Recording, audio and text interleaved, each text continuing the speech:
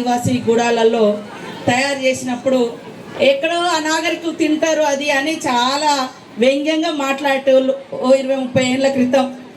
కానీ ఈరోజు ఆ రాగి జావకు ఎక్కడ పెడుతున్నారంటే 5 స్టార్ హోటల్స్లలో బాగా డబ్బు ఉన్నదని చెప్పుకునే అటువంటి వాళ్ళు కూడా అదే జావా, అదే జొన్న రొట్టె, అవే అట్లాంటి మన మారుమూల పల్లెలలో గూడాలు తండలలో తయారు ఒకప్పుడు బాగా ఉండేది ఇవన్నీ. ఇప్పుడు మన దగ్గర తగ్గిపోయింది ఆ పంటలు.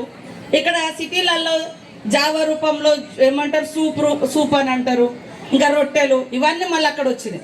కాబట్టి ఖచ్చితంగా ఒకప్పుడు పల్లెలలో పండించిన ప్రతి పంట ఒక ఆణిముత్యం, ఆరోగ్యాన్ని ఇచ్చే పంట.